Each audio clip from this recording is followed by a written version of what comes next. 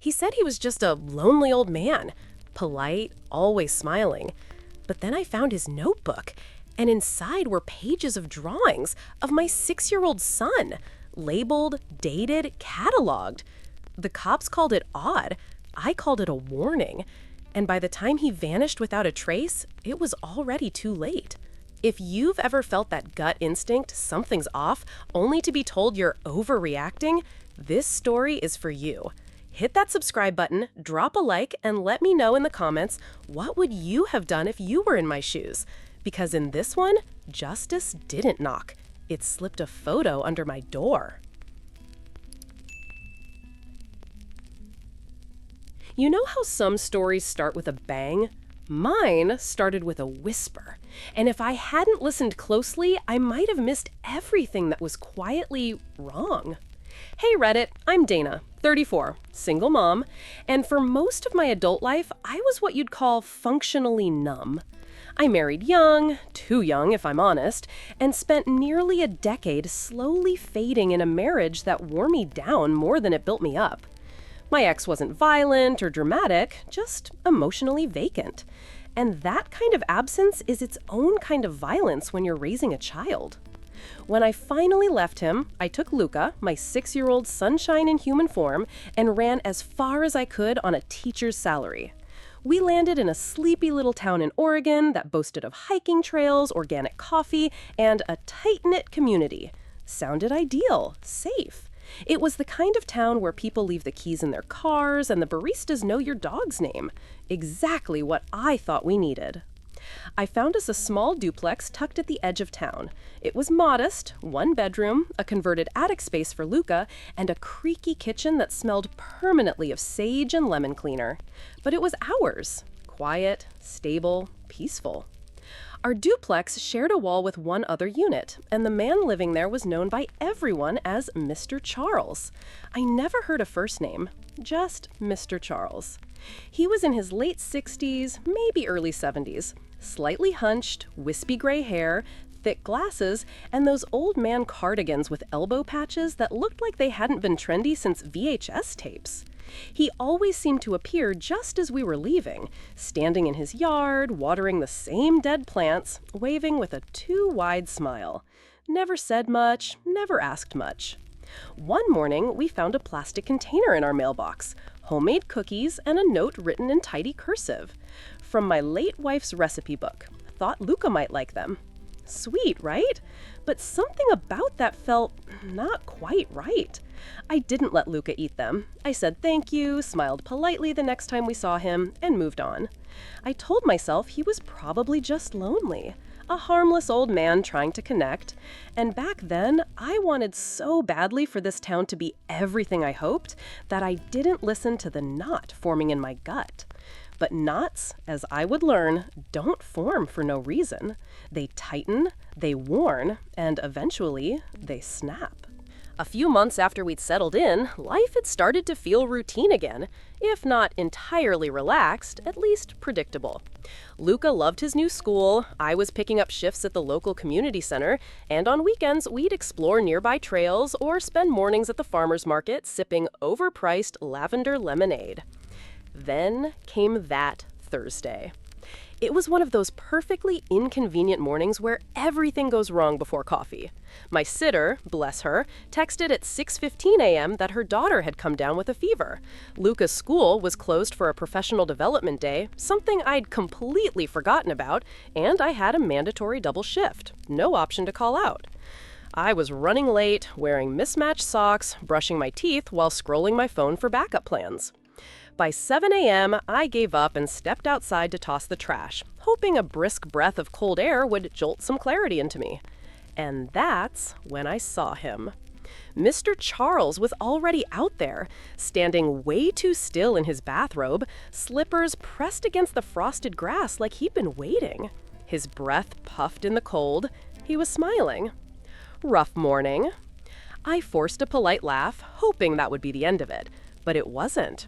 He tilted his head slightly, like a dog tuning into a high-pitched sound, and said, "If you ever need someone to watch Luca for a bit, I don't mind. I used to babysit my grandson all the time."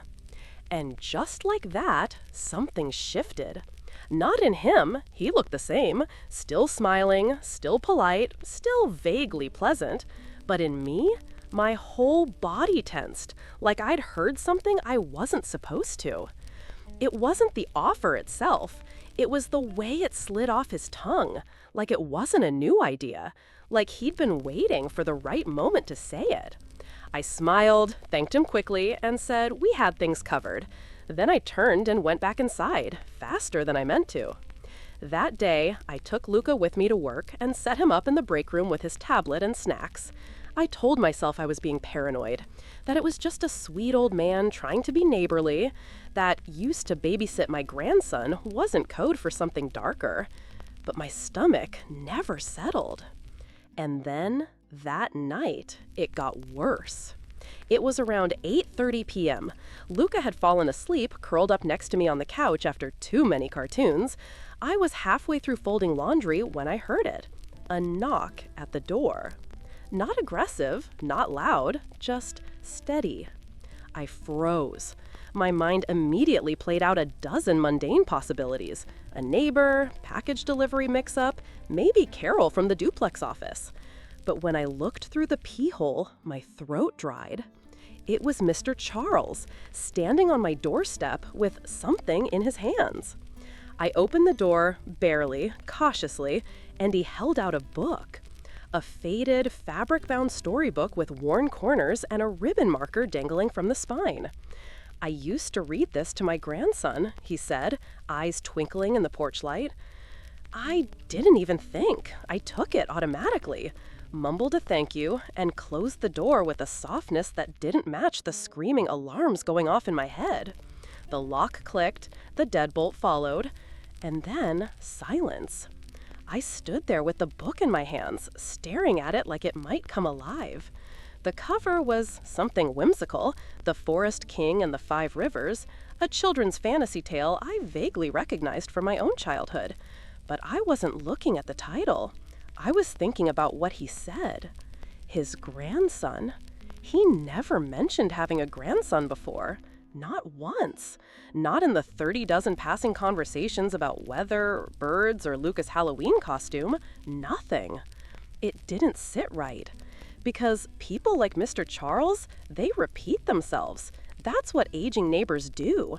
They tell you about their grandkids over and over, even if you never asked. And yet somehow, this was the first I'd ever heard of his grandson. And suddenly, he had a book.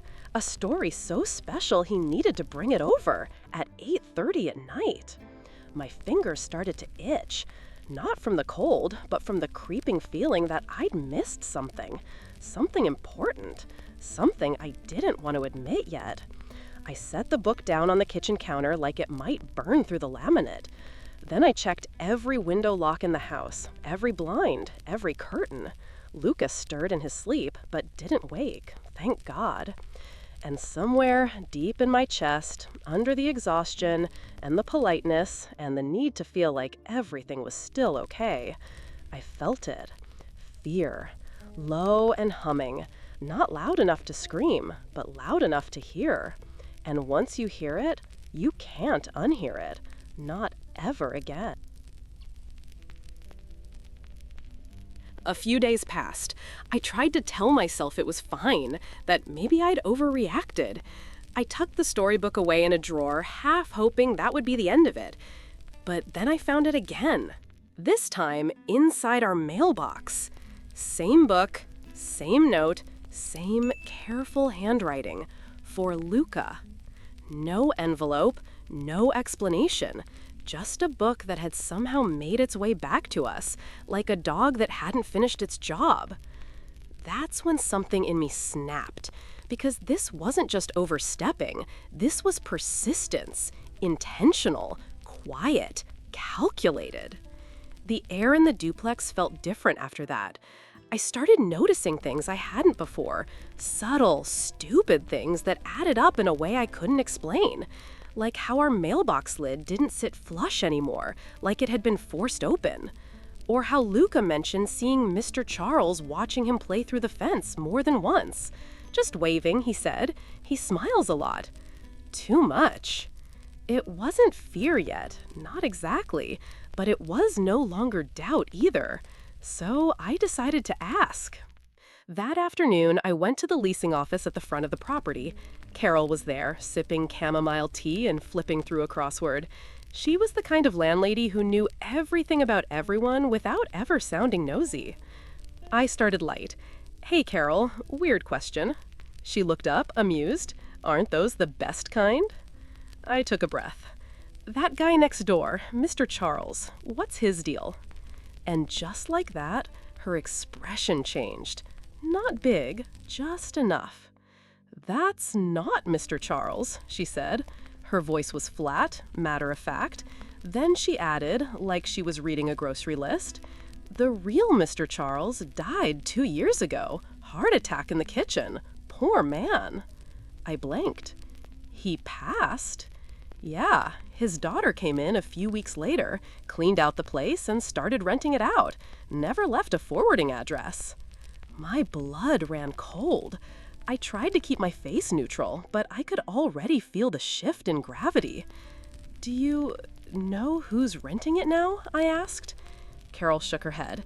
"Pays cash, quiet, doesn't cause trouble, never gave a name, and I didn't ask. He's not on the official lease, just pays through the daughter's account. Honestly, I didn't think anything of it." But I did. Suddenly, I was thinking everything of it. The cookies, the carefully timed waves, the book with the perfect note.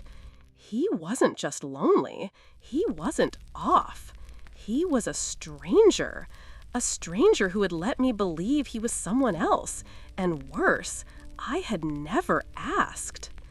That realization hit me harder than I expected, because every moment I brushed him off as harmless, every time I smiled politely instead of digging deeper, every quiet intuition I buried because I didn't want to be rude or seem dramatic, those were moments I let someone unknown get too close to my child. I stood there in Carol's office, nodding like I was still listening, but I wasn't. I was trying to replay everything, every interaction, every gesture, every word, with new eyes. And what I saw made my skin crawl. He had never corrected me when I called him Mr. Charles. Not once. He let me believe he was someone else. Slipped right into the shape of a dead man like it was convenient, like it gave him cover. I walked home fast, didn't even look toward his window, just kept my head down, heart racing, brain screaming in overlapping headlines. Because when someone builds trust through lies, no matter how small, they are not harmless. They are hiding. And the question that kept ringing louder than anything else was, what the hell is he hiding? I didn't sleep that night. I sat in the hallway outside Luca's room, back against the wall, just listening for footsteps. There were none. But silence can be just as loud, especially when you no longer believe in what's on the other side of the wall. The officer's voice was professional, detached, almost bored. "If he hasn't made a threat or crossed a legal boundary, there's really nothing we can do, ma'am." I remember holding the phone tighter, as if that would make them hear me differently. I tried again, more urgently, more emotionally. I told them about the fake identity, the unsolicited book, the mailbox drop, and I mentioned the way he watched. But I could hear the subtext loud and clear. I was just another anxious single mom overreacting in a quiet suburb. "Keep your distance," they said. "Call us if he does anything illegal." Click. I stared at my reflection in the microwave door that night, watching myself stand frozen in the kitchen. Was I really paranoid? Had I invented the tension? Was I turning neighborly weirdness into something darker out of stress or burnout or trauma? But no, this was real. And if the cops wouldn't watch him, I would. So I started paying attention. Not casually, not accidentally. I mean really watching. I kept the blinds open just enough, logged his comings and goings in a notebook of my own. He always left twice a day, Once mid-morning, once around dusk. He never stayed gone long. He never carried groceries, never had packages delivered, never had visitors, not once. Sometimes he'd stand on his porch for long stretches of time, not doing anything, not looking at anything in particular, just being there, still. I kept Luca close. No backyard playtime, no solo walks to the mailbox. And when we passed him in the driveway, I made sure I always stood between them, shielding, even if it looked like coincidence. And then came that night. It was just after sunset. The air smelled like wood smoke and frost. I'd taken the long route home from the library with Luca just to avoid walking past his door directly. But as we neared our unit, I noticed his lights were on, and the door was ajar. Just enough to see the hallway and a coffee table and something sitting on it. It looked like a spiral-bound notebook. I don't know what came over me. Maybe it was the way the notebook sat in full view, like bait. Or maybe I was just sick of feeling powerless. Either way, I told Luca to go ahead inside, gave him the keys, and walked the few steps toward that door. It was quiet. No movement. No voices. Only the low hum of a fridge somewhere inside. I stepped over the threshold just far enough to reach the coffee table and snapped a few quick photos of the open pages with my phone. 2 pages, maybe 3. That's all I dared. Then I backed out, pulled the door gently shut, and walked away with my pulse pounding in my ears like a war drum. I didn't even look at the photos until after Luca was asleep. I waited until my bedroom door was locked and my back was pressed against the headboard. And then I looked. The first image hit me like a punch to the sternum. A hand-drawn image of Luca at the park, sitting on the tire swing, wearing his red beanie. The detail was staggering. The folds of his jacket, the tangle of his shoelaces. Underneath it, a date and a line of text. Tuesday, 3:10 p.m. Alone. Spoke to a dog, didn't see me. I scrolled to the next. Another sketch, this one of our front porch. Luca crouched beside a pumpkin we'd carved in October.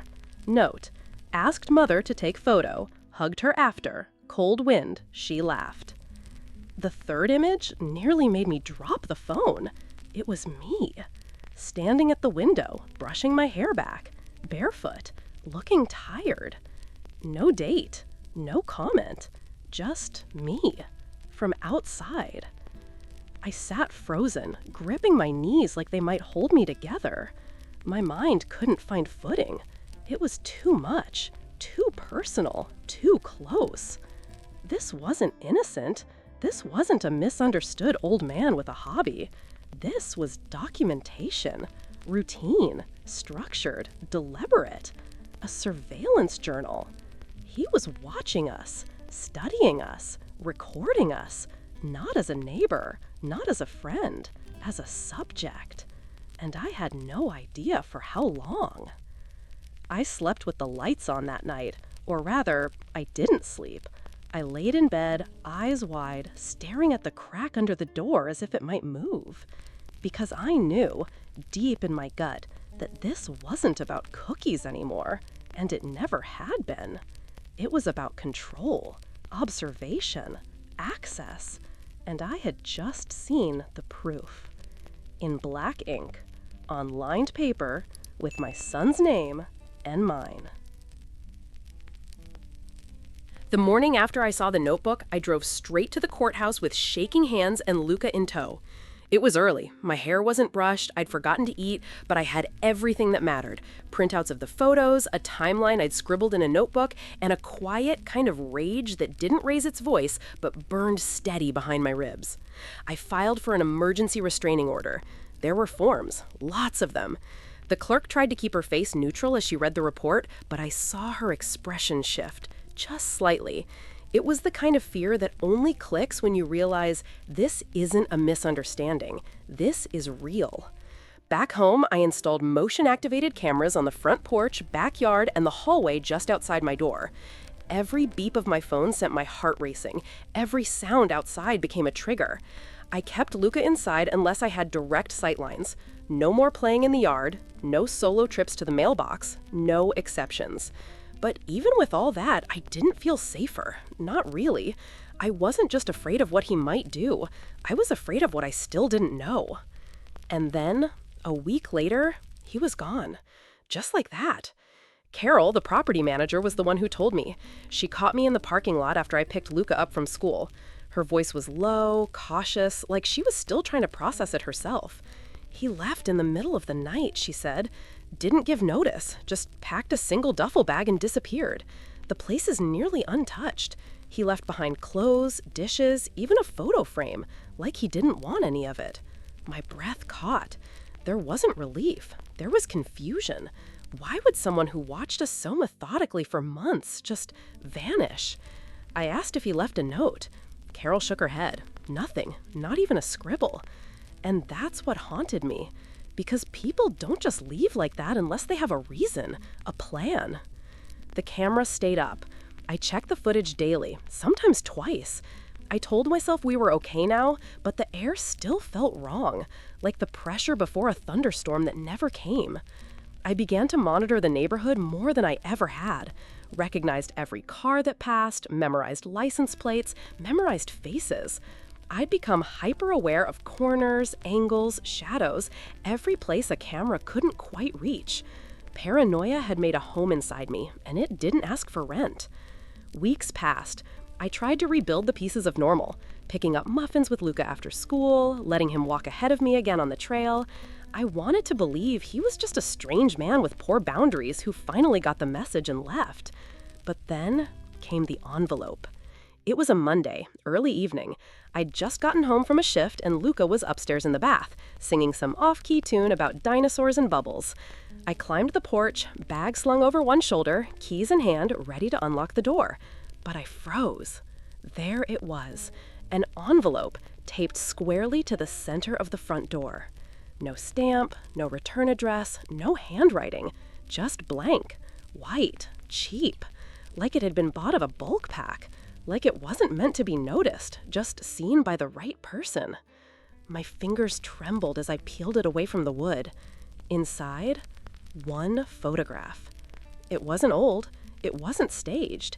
It was a picture of me and Luca at the park, taken from across the street.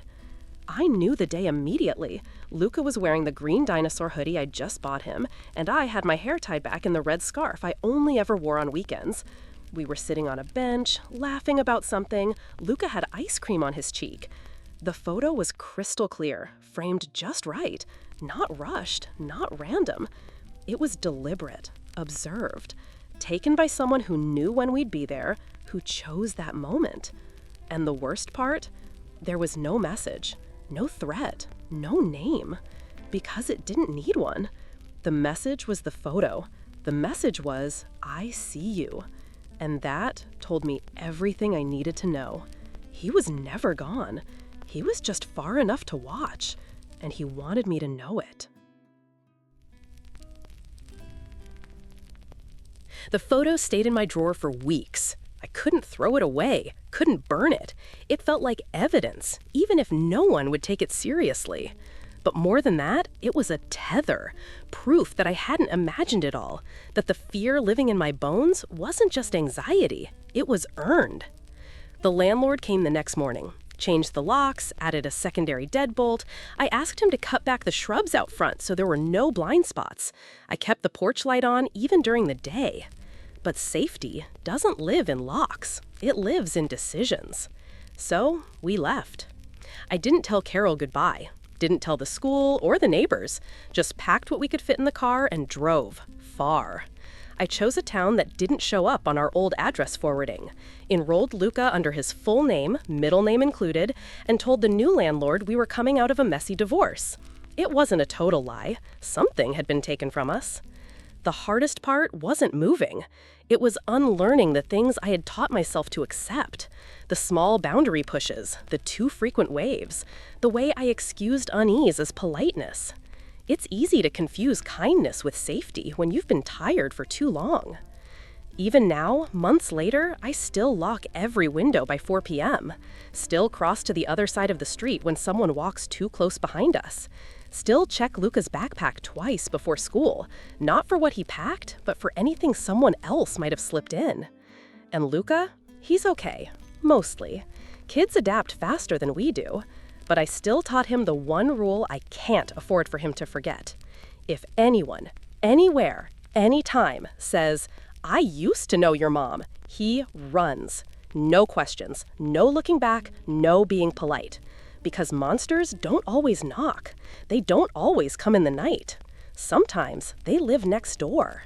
And sometimes they smile at you through a fence and say with syrupy ease, "I used to have a grandson."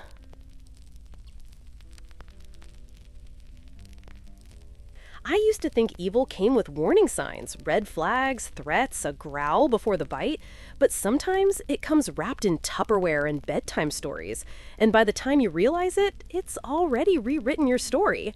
If this story made your skin crawl like it did mine, hit that like button. Subscribe for more true stories that peel back the mask and expose what's really underneath.